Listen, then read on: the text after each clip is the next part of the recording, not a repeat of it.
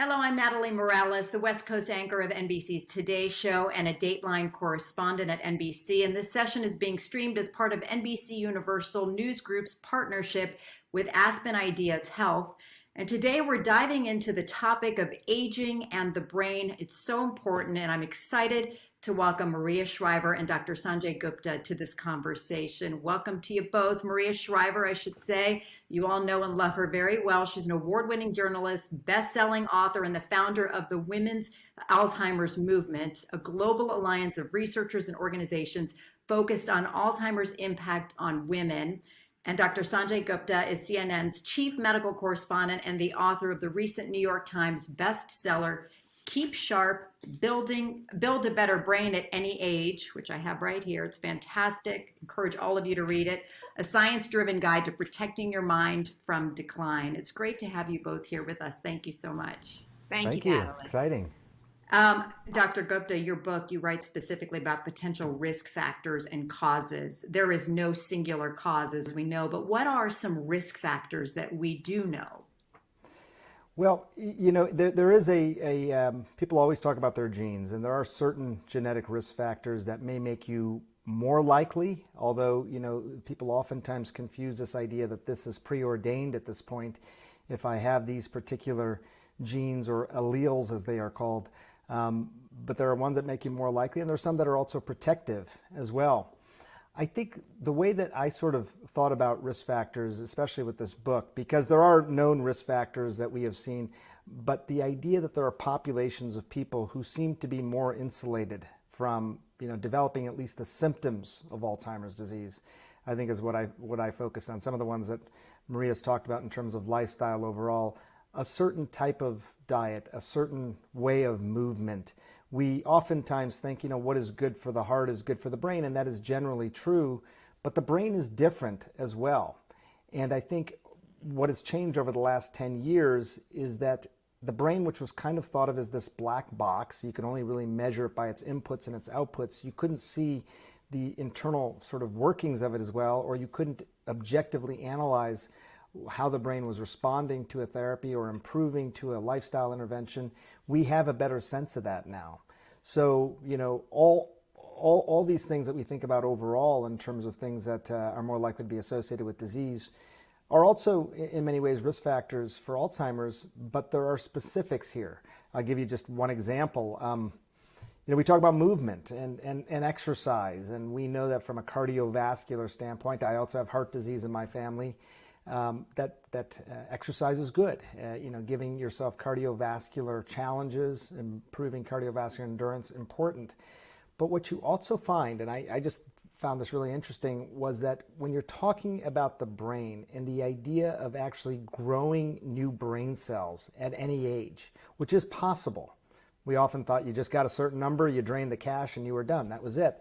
You can grow new brain cells at any age, but from a movement standpoint, it is probably brisk, moderate activity that is going to be better than intense, because when you do brisk, moderate activity, you release certain neurotrophic factors, these things that are sort of described as miracle grow for the brain. Eric Kandel describes it that way. When you briskly exercise, you're also releasing stress hormones, and that can actually countermand the impact of the neurotrophic factors. So good for the heart, but not as good for the brain. But that's just an example of not only what some of the risk factors are, but how we approach this differently based on new knowledge. And I know you both preach about that exactly, about preaching prevention, early diagnosis, intervention. And Maria, let's talk more about why these factors are so important. Well, I think what Sanjay was just saying is really important. At any age, you can improve your brain. And I think if we take anything away from this conversation, I hope it's that, because people often think, I'm 50, I'm 60, it's too late. It's not. I think anything you can do today to prevent Alzheimer's a year, 2 years, 3 years, that's a positive for your life and the life of your family. Sanjay talked about exercise and creating BDNF. We also know that sleep is really important. We also know, as he said, diet, what we're eating, how we're eating, really how we're living, right? How we're focusing, how we're managing our stress, how we're engaging our brain. These are all factors in a, quote, brain healthy lifestyle. And I think kind of promoting the idea of a brain healthy lifestyle. It used to be people didn't know, as Sanjay said, what a heart healthy lifestyle is. And people still aren't really familiar with a brain healthy lifestyle. They're looking for, a pill. But there are things within our power today that we can do that will make our tomorrow better. And I think that's why Sanjay's book is important, because people want the information. They want to feel empowered today. And that's the really exciting thing. When I started as an activist in this space, everybody said, you cannot talk about lifestyle. Lifestyle doesn't matter. It's all about the genes. And they said, it doesn't disproportionately impact women. So I think that the narrative has changed a lot.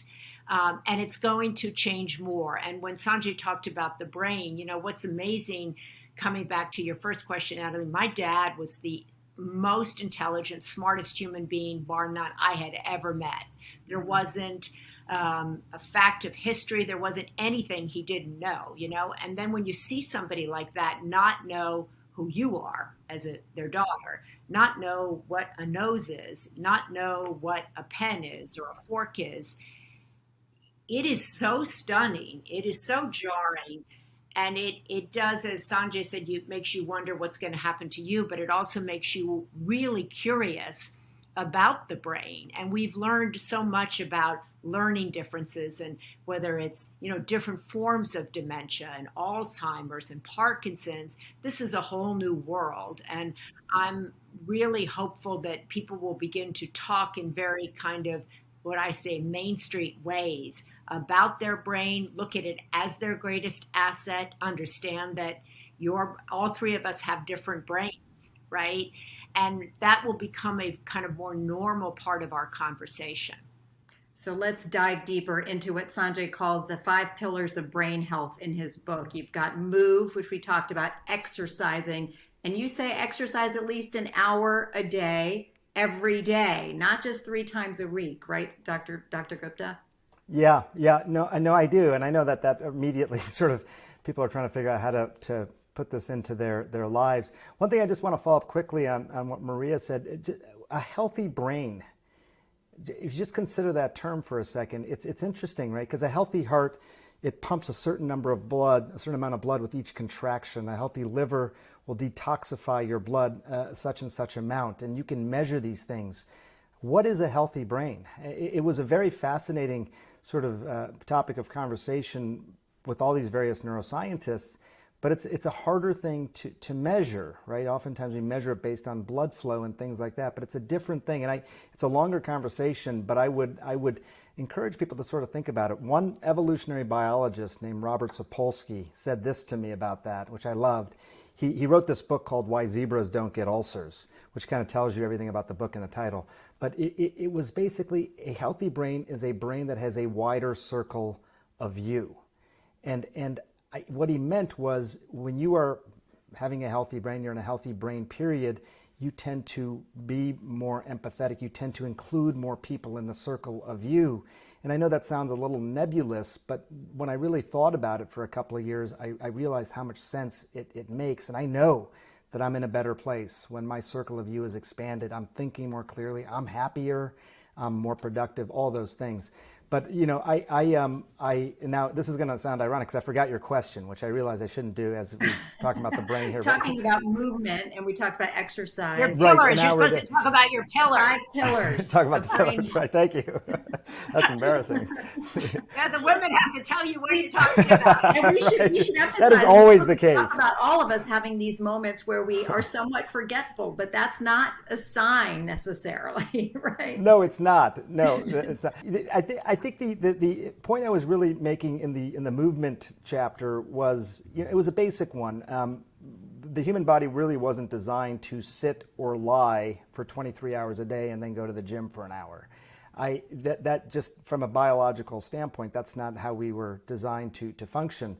So it was really about natural movements into your day as much as possible, which again, people have heard this, right? Park further away, try and do lawn work and all that sort of stuff. But the point is that in many ways, people have long thought of activity as the cure. And what I think I really heard from all these scientists, and I'm basically a translator here, right, from these amazing neuroscientists, what I really heard from them is that inactivity is the disease.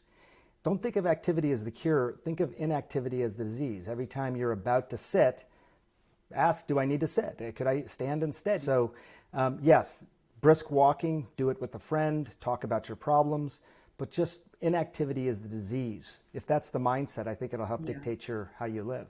And I like how you grouped it together with do it with a friend and talk about your problems, because that's an important part of it as well, with making the connections, as you talk about as well, that social interaction and keeping your brain sharp and working out solutions with those you love around you. Maria, you've seen that as well with women. It's so important for us to have conversations, and being able to engage in a conversation like that while also doing something active. How much more important is that?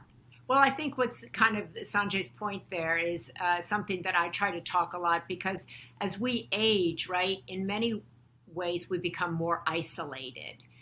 People leave their jobs.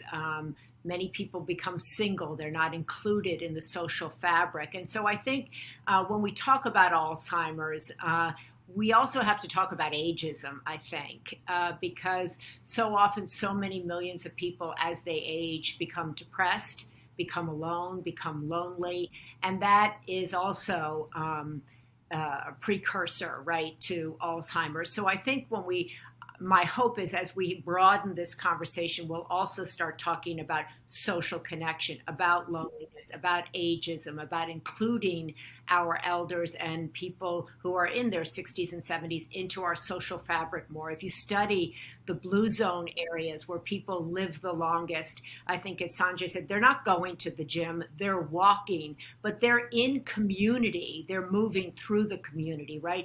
They have a spiritual life. People include them, people connect to them. So they eat a certain way, they kind of follow a circadian rhythm, they move, as he said, they sleep, they do all of these things. So it's not just one thing that goes into having, as Sanjay talks about, a brain healthy lifestyle, but it's also an emotionally healthy lifestyle. It's an inclusive lifestyle. And so when I try to talk about Alzheimer's, I try to talk about all of these things together. Dr. Gupta, I know that's one of your pillars, is to connect, but also to discover. Yeah. Discover meaning challenging your brain, right? Yes.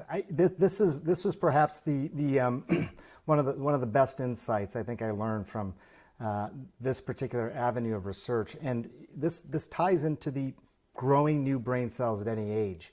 But what I thought was so interesting is that the way that we use our brains is in many ways kind of how we've probably living our COVID life right now. You know how to you're mostly at home probably, but you know how to get to the grocery store, you know how to get to maybe your kid's school, a few places. You got that down pat. You could do that with your eyes closed. That's not a problem. But you're not traveling as much. You're not traveling on other roads, you're not going to other cities and all those sorts of things. And that's kind of how we typically use our brains. We use our entire brains, but we probably use 10% of it 90% of the time. What I thought was so intriguing was this idea, if you're talking about new brain cells, you're also talking about this idea of building cognitive reserve. You're building new areas, new cities, new roads in your brain. Now, why is that important? It's important because it's kind of fun. You know, you can just sort of visit these other cities. It may manifest as you connecting dots that you otherwise wouldn't have thought about. You hear something, oh, you have this other school of thought on that. You can connect things maybe easier. But also, you know, to Maria's point, you know, we know that Alzheimer's, if someone's going to develop it, probably starts decades earlier in their brain than when they develop symptoms. Now, people will hear that and be frightened. Neuroscientists hear that and they say, so you're telling me that you could have plaques and tangles in the brain and the brain is still functioning normally. Okay, so let's focus on that. How do we get to that point? Well, if we build a lot of reserve in the brain, then let's say that road that you're driving to the grocery store every day that you know so well, you got it down pat, but all of a sudden it's blocked, maybe in the form of an amyloid plaque. If that's the only road you know, that can lead to cognitive dysfunction.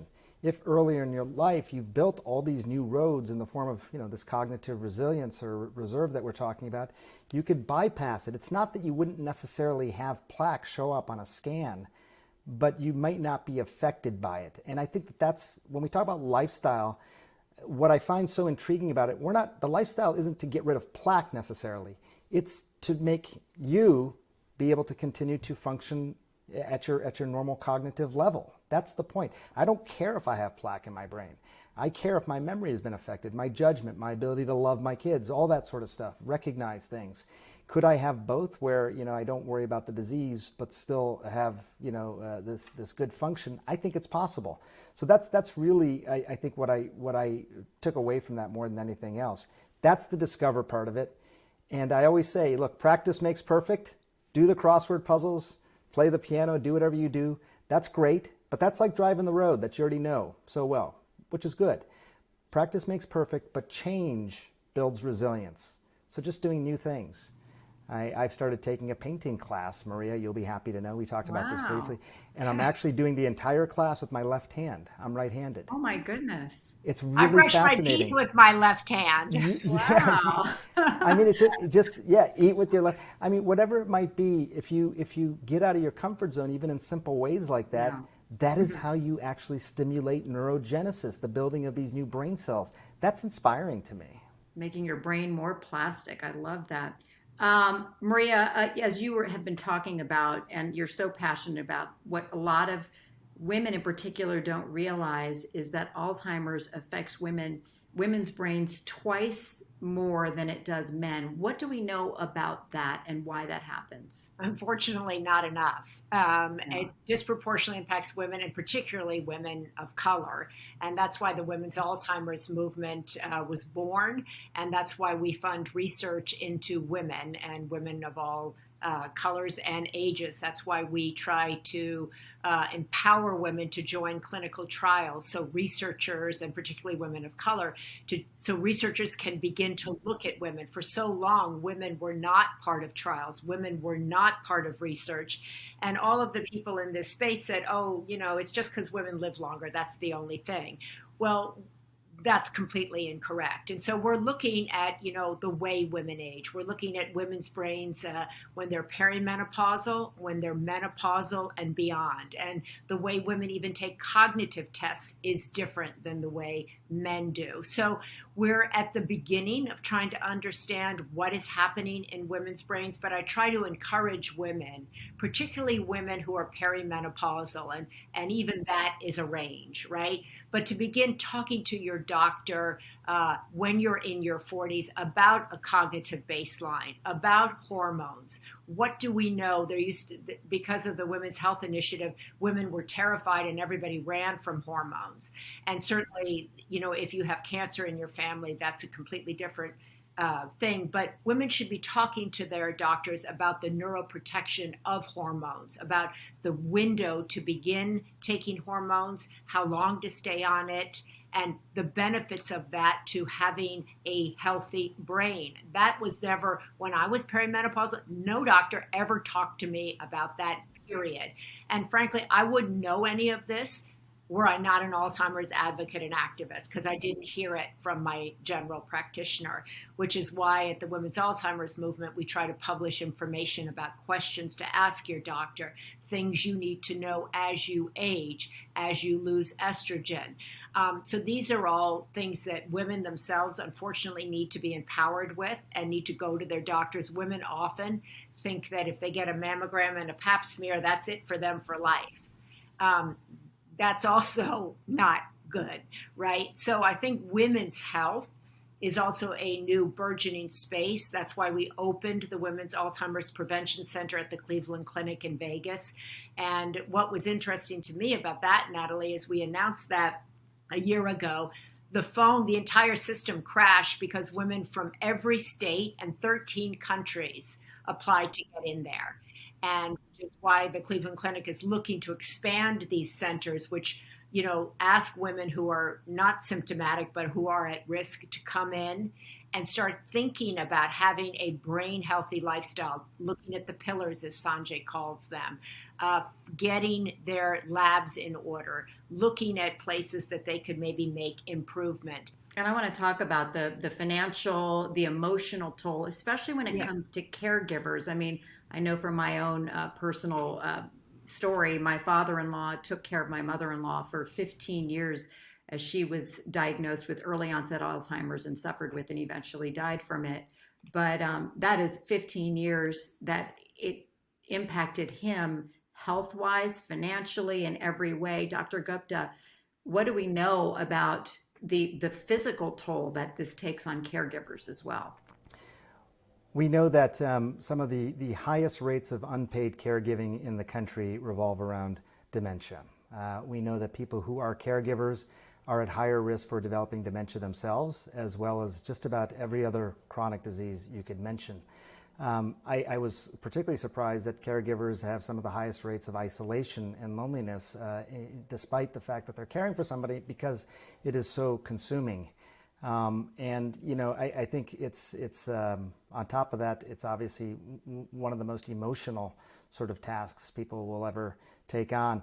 My mom, I was a kid, I was a teenager, 13, 14 years old, but I saw my mom, that was her life, taking care of her father after his diagnosis. I mean, that was every weekend, every evening, that was our life. And we were in a way lucky to be able to do it, but it defined us, I think, for a good 10 years, So there is a larger conversation, I think, about how we think about healthcare systems, how we are so disease focused, prevention. That has become a big topic of discussion. But how we think about the bricks and mortar care structures versus more neighborhood community clinics, people that can actually come together to offer help and assistance outside of just the medicalization of a problem, I think is really important. Who are we as a country in terms of how we take care of people who need this sort of help? I'd like to just kind of riff off of what Sanjay's saying. I think we need to elevate the word care in our country. Who we care for, how do we care, what do we care about? 2/3 of the caregivers, as I said, are women. Women are dropping out of the workforce to care for aging parents, moving parents into their homes. I have 4 brothers who, when my dad and my mom got sick, my mom ended up at the same time my dad had Alzheimer's. She was having strokes, breaking her hip. So they had 2 different sets of caregivers, very different kinds of caregivers. And for the last year and a half, I've just developed a big task force. I was on a task force chaired here in California. We have more people with Alzheimer's than any other state in the nation, more caregivers than any other state in the nation. And Governor asked me and the task force to map out what it would take for California to meet this unmet need. Every state in this country needs more caregivers. Every state in this country needs more geriatric doctors, more geriatric psychologists. And so we need to look creatively and inventively at the way we kind of manage care and handle care and support care. And I'm very hopeful that President Biden will take on this issue of the care economy, of Alzheimer's, of a care force, much like we're looking at kind of relieving student debt. If you go into a care force for 2 years coming out of college, what are the different ways we can incentivize care and get people interested in that as a career? Mm-hmm. And I just want to give you guys both last word and last thoughts. Dr. Gupta, speaking of caregivers, what do you do if you do receive a diagnosis of Alzheimer's, or if somebody in your family has received a diagnosis? What's your first line, and where do you go to first? Yeah, well, one thing, I do think the diagnosis is important. This is an area that I think people have good, worthy discussions about, like, should I even be tested for risk factors? What am I going to do about it if I do come back with a diagnosis? I having assimilated all this information, realize that having more information, getting a diagnosis is better, because there are things you can do to prepare. First of all, I am optimistic, and I'm careful here, but I'm optimistic that based on some of the things we've learned over the last 10 years, that you can make a difference in the progression of someone's Alzheimer's disease. I don't want to say necessarily we can reverse it, although there are neuroscientists now that are writing papers about reversing Alzheimer's disease. I just want to be careful there because it's very nascent days. Like a quarter century from now, we may be looking at this completely differently, and I hope we are. But I do think that we can really slow the march, and that's part of the reason you want to have a diagnosis. I think as a doctor myself, I think there's discussions that I have with patients all the time, but I realize what's informed them the most are hearing and talking to people who have experienced some of what they're experiencing. Mm-hmm. And Maria, what about you? Any words of advice for anybody who's dealing with this head on? Well, I guess first and foremost is take a deep breath. As one doctor said to me when I was talking to him about my dad, he said, I've seen one case of Alzheimer's, I've seen one case of Alzheimer's. So take a deep breath. We work with a lot of people who are living with Alzheimer's and are still active members of society who are out there lobbying, working on the task force, working on behalf of the Women's Alzheimer's movement. So it doesn't mean that your entire world is going to fall apart in that instance. So I think, there are people running triathlons, as I said. So I think kind of changing our perception of what it means to have Alzheimer's. We see young people who have been diagnosed who are out there. So I think take a deep breath. I think the kind of obvious things is, get to a doctor, perhaps join a clinical trial. That's really important. We need more and more people to join clinical trials, and you get excellent care when you join a clinical trial. So that's a positive of that, right? I think, and, as Sanjay said, to stay in the community, but that means also for the community to embrace you. I think when my dad was diagnosed, everybody whispered and was scared and looked and pointed, and there was a feeling of shame, really, and embarrassment that came with that diagnosis. So I think if we could be more loving, more compassionate, more caring as a society, and somebody says, my mom has Alzheimer's, my dad, my husband, that we take them in, that we care for them, and that we tell them about what we know.